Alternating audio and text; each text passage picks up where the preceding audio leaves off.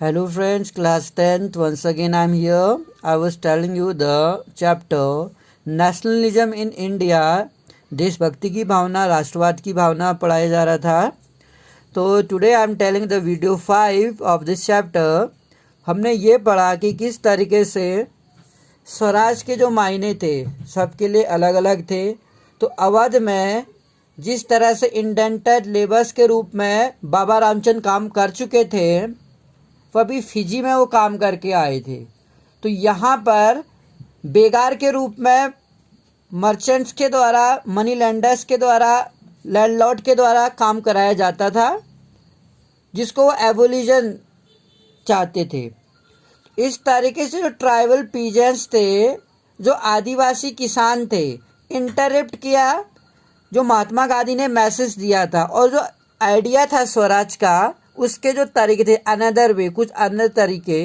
In the गोदाम hills, जो आंध्र प्रदेश में गोदाम हिल्स था, तो जो आंध्र प्रदेश में गोदाम पहाड़ियाँ थी, इंस्टेंसेस अगर हम उदाहरण देखें, जो मिलिटेंट गुरिल्ला मूवमेंट वहाँ चला था 1920 में आंध्र प्रदेश में, not a form of struggle the Congress could approve. ये एक केवल स्ट्रगल ही नहीं था, बल्कि जो कांग्रेस अप्रूव करती. अदर फॉरेस्ट रीजन जो थे, जो वन क्षेत्र थे कॉलोनियल गवर्नमेंट के टाइम पर, उन वनों पर जो अधिकार थे ट्राइबल्स लोगों के, उनको छीन लिया गया. और जो लार्ज फॉरेस्ट एरियाज थे, वहाँ पर जाने से लोगों को रोका गया. Preventing people from entering the forest to graze the forest. क्योंकि जो जनजाति आदिवासी लोग थे, वो शायद अपने जानवरों को चराने के लिए जंगलों में जाते थे और सूखी लकड़ियाँ लेते थे और फ्रूट्स को लिया करते थे, जिन पर शायद उनके अधिकार थे. लेकिन ब्रिटिशर्स ने उनको इस अधिकार से वंचित कर दिया कि कोई भी आदिवासी अब जंगल से सूखी लकड़ियाँ नहीं ले सकता था, अपने जानवरों को नहीं चरा सकता था और फ्रूट्स नहीं ले सकता था. दे इंग्रेज द हिल पीपल. इससे उनमें काफ़ी क्रोध पनप गया, गुस्सा हो गए.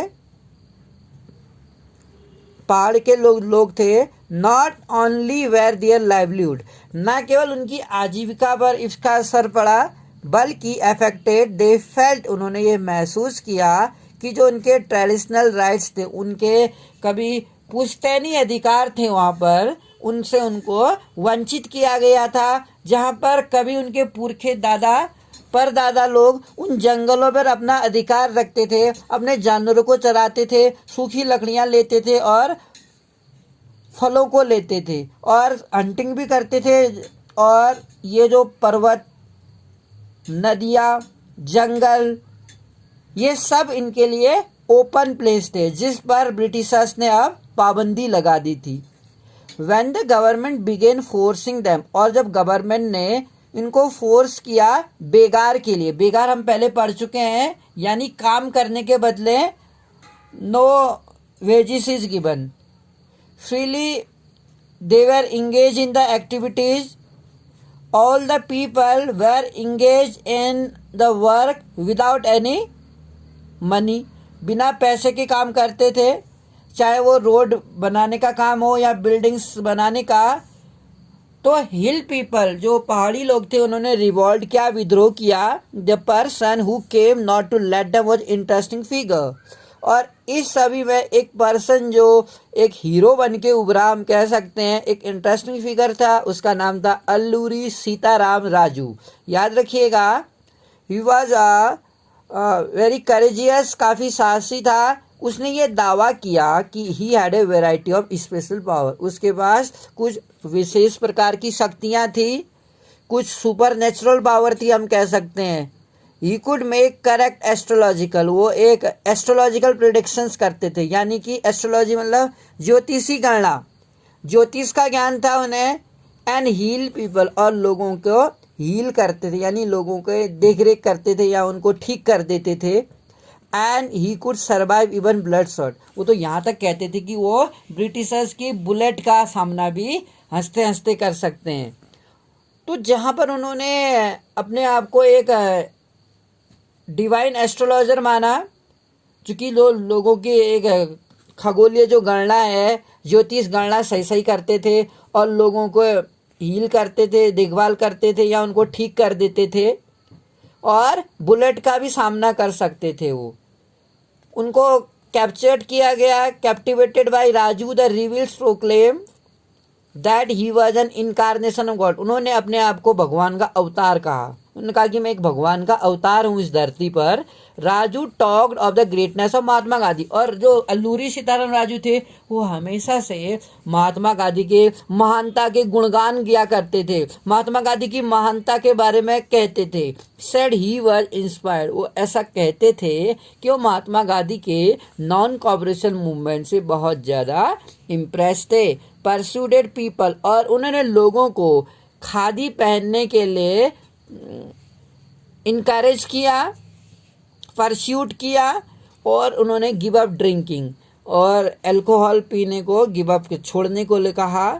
But at the same time, लेकिन उसी समय वो इंडिया कुड बी लिव, वो ये भी मानते थे कि India could be liberated, Bharat आज़ाद कब हो सकता था, only by the use of non violence. तो क्वेश्चन आता है एमसीक्यू में कि महात्मा गांधी अल्लूरी सीताराम राजू किस चीज़ के फेवर में नहीं थे?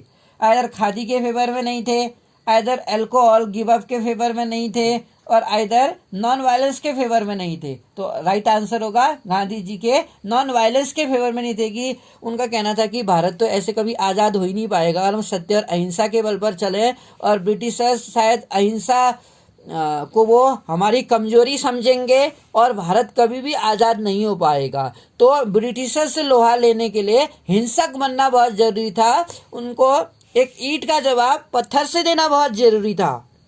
ड्रिंकिंग सेम टाइम, तो गुदाम्स रिवेल्स जो हुआ, गुदाम्स आंध्र प्रदेश की जो पहाड़ियाँ थी उनमें ये आंदोलन चला। अल्लूरी सीताराम राजू जो अपने आप को एक इनका भगवान का अवतार मानते थे और प्रिडिक्शन करते थे एस्ट्रोलॉजी की, और लोगों को हील करते थे, गांधी जी के नॉन वायलेंस के फेवर में बिल्कुल भी नहीं थे, बल्कि गांधी जी के खादी पहनने के फेवर में थे कि वेस्टर्न जो सभ्यता थी वो कहीं से भी ठीक नहीं थी। तो गोदाम्स जो रिवेल्स हुआ उसमें पुलिस स्टेशन पर हमला किया गया, अटेम्प्ट टू किल ब्रिटिश, इसमें प्रयास किए गए, कई सारे ब्रिटिश अधिकारी थे उनको मारने का प्रयास किया गया। And carried on the guerrilla warfare for achieving Swaraj, और कहीं ना कहीं एक स्वराज को ज्ञात करने के लिए, स्वराज को पाने के लिए उन्होंने काफ़ी प्रयास किया। एंड राजू वॉज कैप्चर्ड, और राजू को पकड़ लिया गया एंड एग्जीक्यूट, इसका अर्थ होता है उनको फांसी मिली 1924 में। And over time became folk hero, बन गए, लोगों के हीरो के रूप में उभर के आए और लोगों ने उन्हें माना।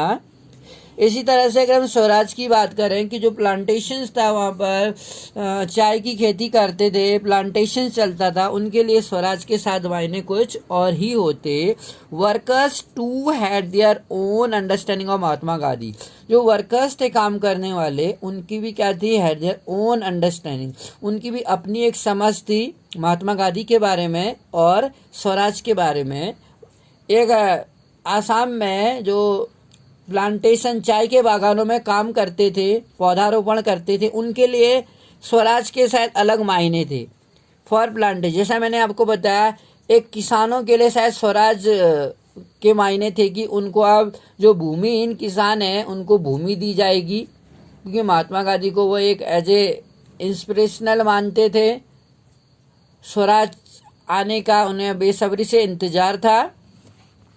तो प्लांटेशन वर्कर्स के लिए आसाम में फ्रीडम मीन्स, फ्रीडम का क्या अर्थ था, राइट टू मूव फ्रीली, तेजी से मूव करना in and out of the confined space, हम आसानी से इधर उधर मूव कर सकते हैं। And confined space which they were enclosed, और स्पेस को कन्फाइन करे जहाँ वो इनक्लोज थे। It mean retaining a link with the village, इसका अर्थ ये था कि अब वो गांव पे भी वो जा सकते थे जहाँ से वो आए थे, क्योंकि अर्लियर पीरियड में ऐसा माना जाता था जो गांव छोड़ के उन बागानों में काम करने के लिए आते थे वो परमिट बना के आते थे, यानी कि 20 ईयर्स 40 ईयर्स।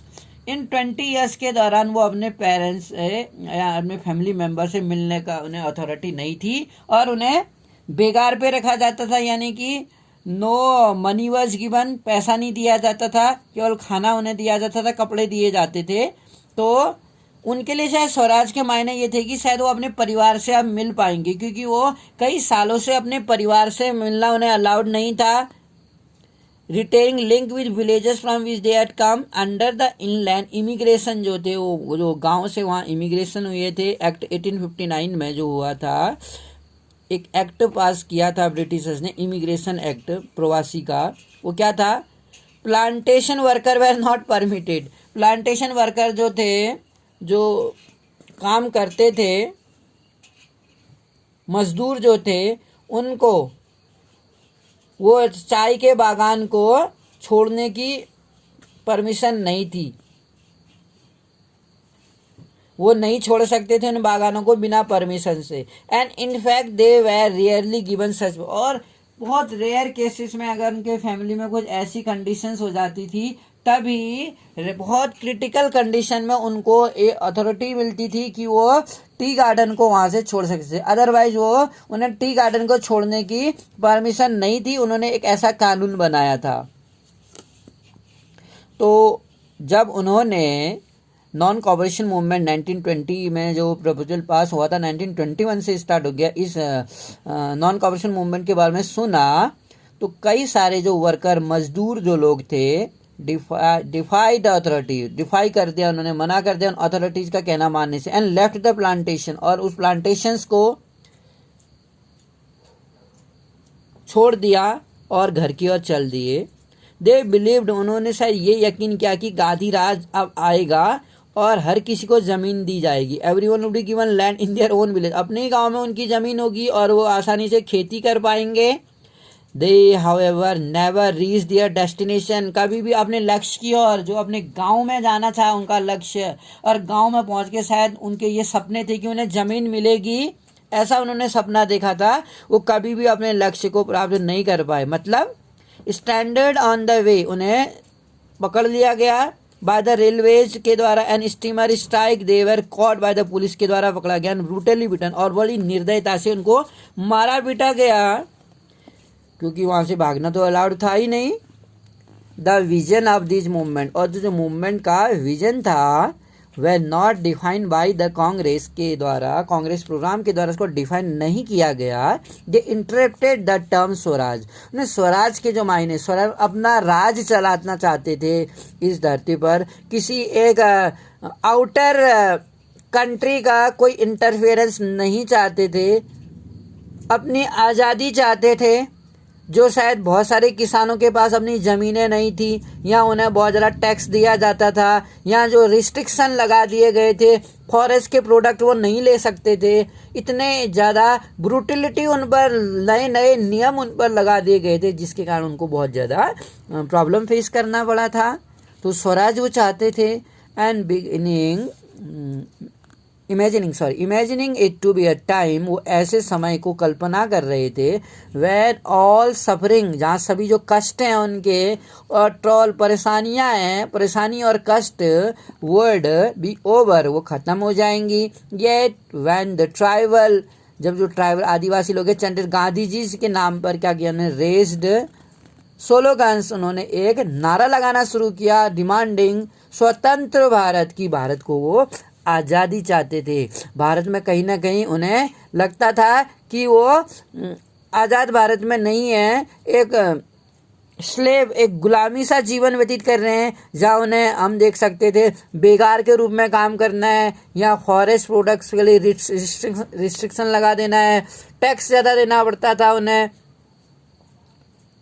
चाहे उनकी फसल फेलियर ही क्यों ना होती हो, और प्राइस कभी कभी क्या हो जाता था, बहुत हाई होते थे, जो गरीब किसान चुका नहीं पाते थे। साल्ट पर भी टैक्स लगा दिया था एक कंडीशंस में। तो इस कारण से when they acted in the name of Mahatma Gandhi और link the movement to that of Congress, they were identified in movement, एक ऐसा मूवमेंट चाहते थे which went beyond the limit of their immediate locality, जो उनके नज़दीक के लोकेलिटी में भी प्रभाव डाले।